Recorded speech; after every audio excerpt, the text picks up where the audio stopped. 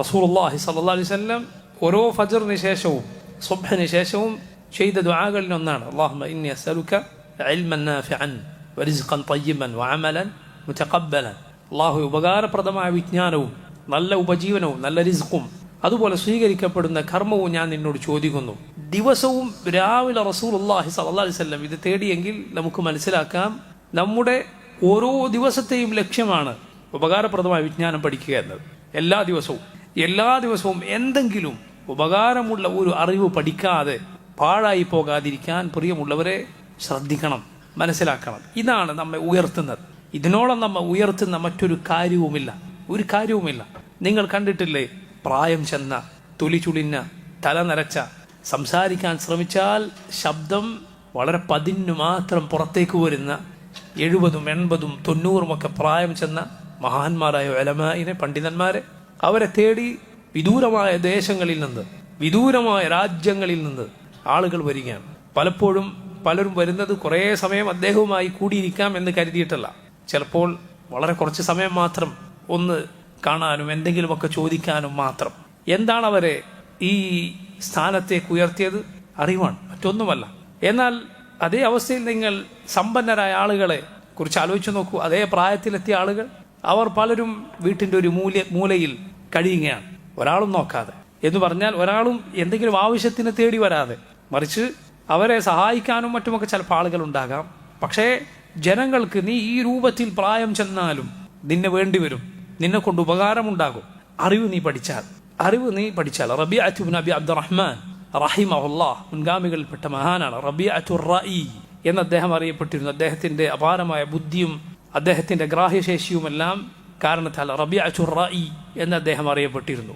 റഈ എന്നാൽ നല്ല അഭിപ്രായവും അതുപോലെ വീക്ഷണവും ഒക്കെ പറയാൻ പറ്റിയ ആൾ എന്ന അർത്ഥത്തിലാണ് റബീഅത്തുർ റഈ എന്ന് അദ്ദേഹം അറിയപ്പെട്ടത്. ഇമാം അൽ ബുഖാരി റഹിമഹുല്ലാഹ് അദ്ദേഹത്തിന്റെ ഒരു വാക്ക് സഹീഹിൽ കിതാബുൽ ഇൽമിൽ ഉദ്ധരിച്ചത് കാണാം.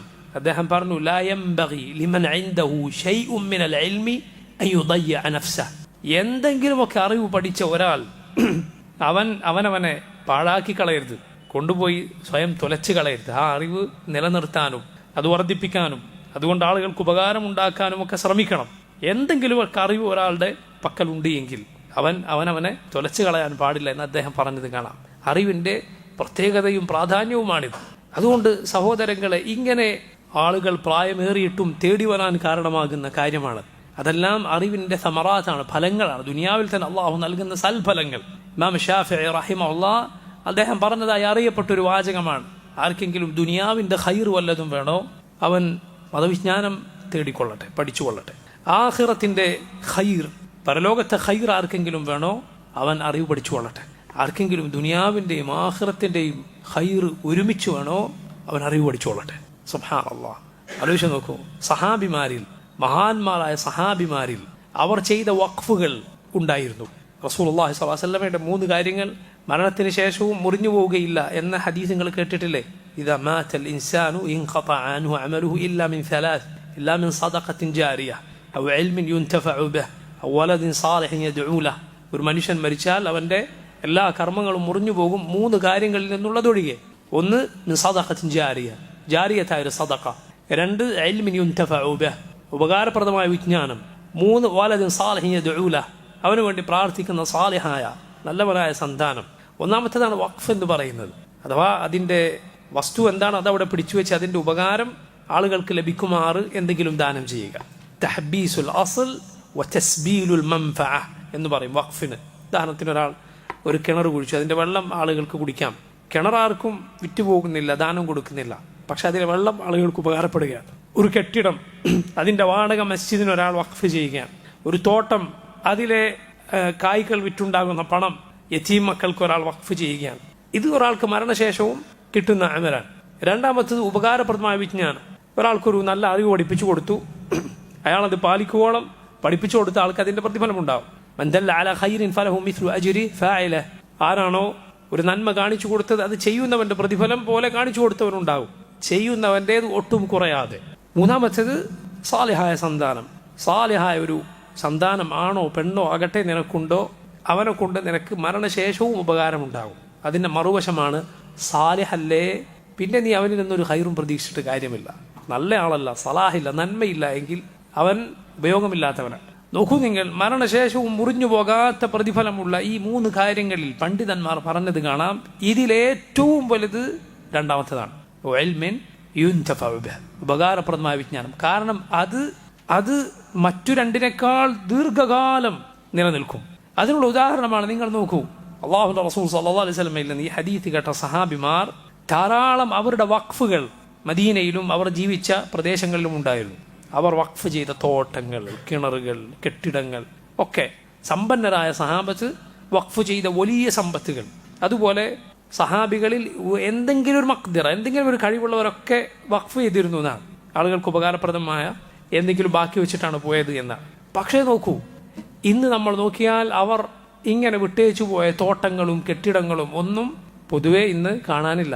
അതൊക്കെ കാലങ്ങൾ കഴിഞ്ഞപ്പോൾ ദ്രവിച്ചുപോയി, നശിച്ചുപോയി, സ്വാഭാവികമാണ്. പക്ഷേ ഇന്നും ബാക്കിയുള്ളത് എന്താണ്? അവർ പഠിപ്പിച്ച വിജ്ഞാനം, അവർ കൈമാറിയ അറിവ്. അള്ളാഹുവിന്റെ റസൂൽ സല്ലല്ലാഹു അലൈഹി വസല്ലമയെ കുറിച്ച് ഏതേത് വിജ്ഞാനമുണ്ടോ, അറിവുണ്ടോ, അതെല്ലാം സഹാബിമാർ വഴിക്ക് മാത്രം കിട്ടിയതാണ്. ഈ ഖുർആൻ നമുക്ക് ലഭിച്ചത് അവർ വഴിക്കാണ്. അവർ അത് മനഃപ്പാടമാക്കി കൈമാറിയതുകൊണ്ടാണ് കിട്ടിയത്. റസൂലുള്ളാഹി സ്വല്ലല്ലാഹു അലൈഹി വസല്ലമയുടെ ഓരോ ഹദീസും ഒരു സഹാബി ഇല്ലാതെ നമുക്ക് കിട്ടുകയില്ല. ഒരു സഹാബി ഇല്ലാതെ താബിഈ നേരെ റസൂലുള്ളാഹി സ്വല്ലല്ലാഹു അലൈഹി വസല്ലമയിലേക്ക് ചേർത്തി പറഞ്ഞാൽ ആ ഹദീസ് സ്വീകാര്യമല്ല എന്നതാണ് പൊതുവിലുള്ള നിയമം. പൊതുവിലുള്ള നിയമം എന്താണ്? സ്വീകാര്യമല്ല എന്നതാണ്. സഹാബിയെ പറഞ്ഞിരിക്കണം, ഒരു സഹാബി ഉദ്ധരിച്ചതായിരിക്കണം.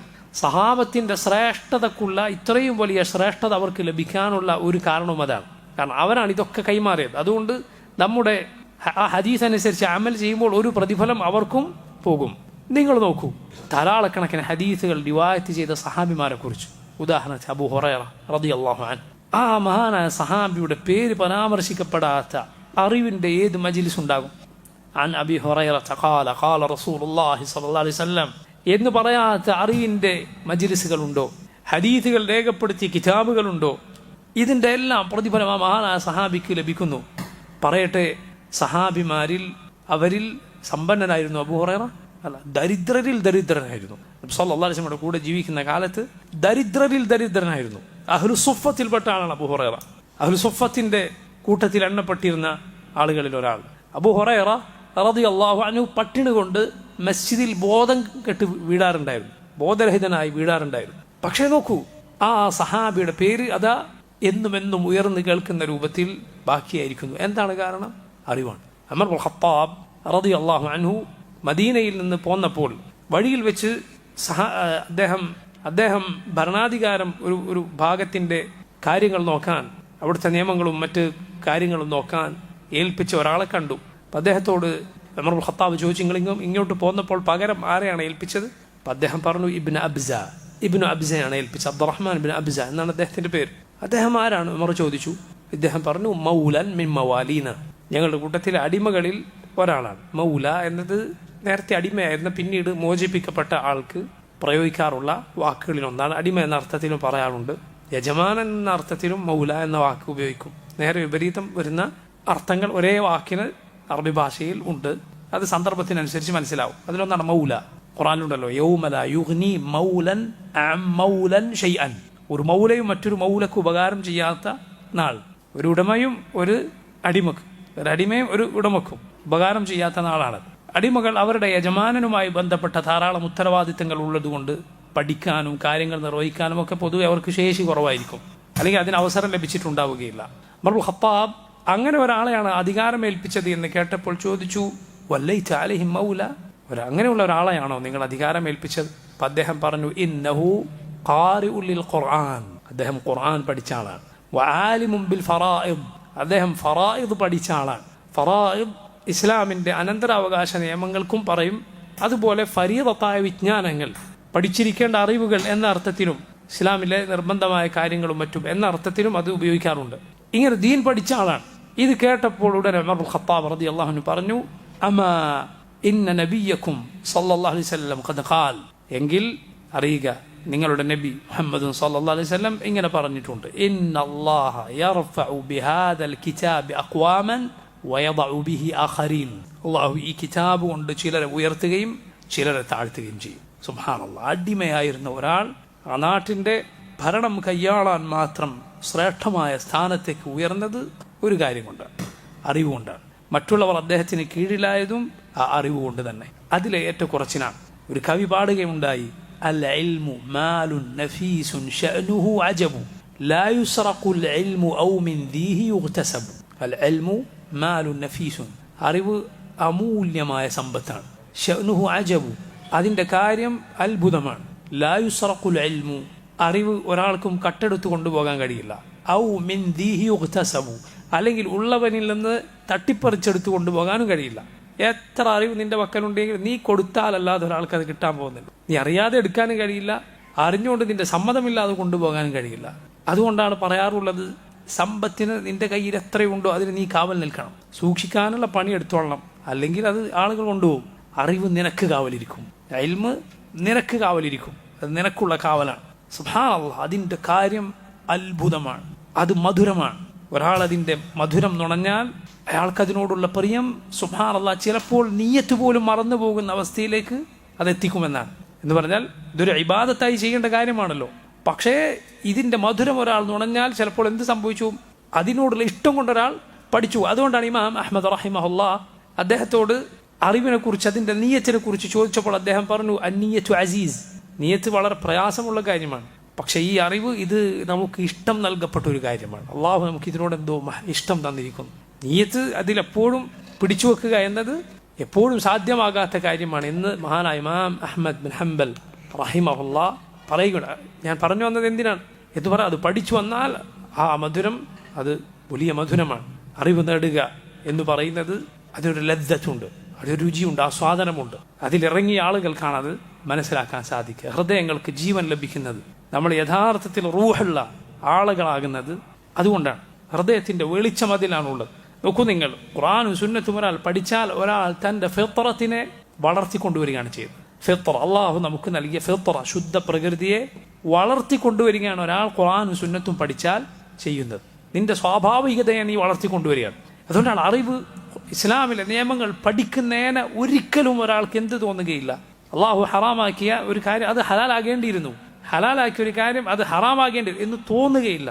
അള്ളാഹു യഥാർത്ഥ അറിവിൻ്റെ ആ പ്രകാശം നിന്റെ ഹൃദയത്തിൽ ഇട്ട് തന്നാൽ, മറിച്ച് പഠിക്കുന്നതിന് അവനവൻ്റെ ഫിത്രത്ത് വളർത്തുകയാണ്. റസൂലുള്ളാഹി സ്വല്ലല്ലാഹി അലൈഹി വസല്ലം പറഞ്ഞു, ഇന്നൽ ഈമാന നസല ഫീ ജദ്രി ഖുലൂബിർ റിജാൽ ثم علموا من الكتاب ثم علموا من السنة.